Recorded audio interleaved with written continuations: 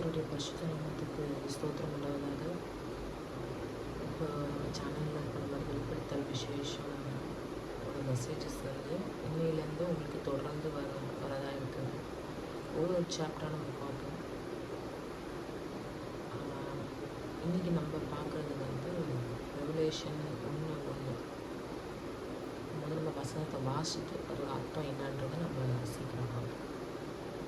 வெளிப்படுத்தல் 1:1. சீக்கிரத்தில் சம்பவிக்க வேண்டியவைகளை தம்முடைய ஊழியக்காரருக்கு காண்பிக்கும் பொருட்டு தேவன் இயேசு கிறிஸ்துவுக்கு ஒப்புவித்த இவர் தம்முடைய தூதனை அனுப்பி தம்முடைய ஊழியக்காரனாகிய யோவானுக்கு வெளிப்படுத்துமான விசேஷம். இது தமிழ் பைபிளில் இது வந்து நம்மளுக்கு சொன்ன ஒரு முதல் வசனம். 2வது வசனம் பார்த்தீங்கன்னா இங்கிலீஷில் பார்க்கும்போது Revelation 1:1. The revelation of Jesus Christ, which God gave unto him and showed into his servants things which must be shortly come to pass. He sent and signified it by this angel unto his servant John.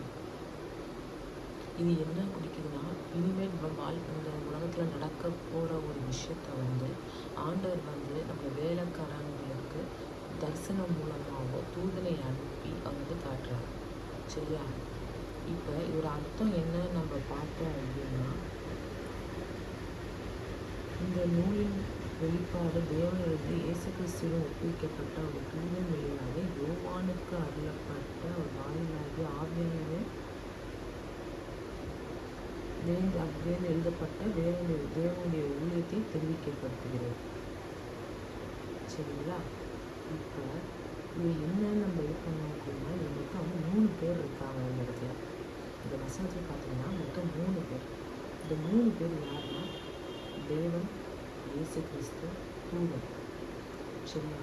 ஊழியக்காரன் யோவானுக்கு நடக்க வேண்டியதை இயேசு வந்து முன்னாடியே சொல்கிறார். கடைசி காலத்தில் நடக்க வேண்டியவைகளை இயேசு கிறிஸ்து முன்னாடியே சொல்கிறார். இதுதான் இந்த வசனத்தோட ஒரு இது நீங்கள் வந்து இங்கிலீஷில் பார்த்தீங்கன்னு வச்சுக்கோங்களேன். The revelation of Jesus Christ which God gave him to show his servants and what must soon take place, he made it known, sending his angel to his servant John. இங்கிலீஷில் பார்த்தீங்கன்னா ஆண்டவர் இயேசு கிறிஸ்து வந்து வேலைக்காரன் அப்படின்னா ஊழியக்காரன் அர்த்தம். இந்த இடத்துல வேலைக்காரன்றது அந்த ஊழியக்காரனை பிடிக்கும். அவங்க வந்து ஊழியக்காரனுக்கு யோவான் வந்து நம்ம ஏஞ்சல் வந்து சென்ட் பண்ணி தேவ தூதர்களை சென்ட் பண்ணி யோவானுக்கு கடைசி காலத்தில் நடக்க வேண்டிய விஷயத்த தரிசனம் மூலியமாக காட்டுறார். அதான் இந்த முதல் வசனத்தோட அர்த்தம்.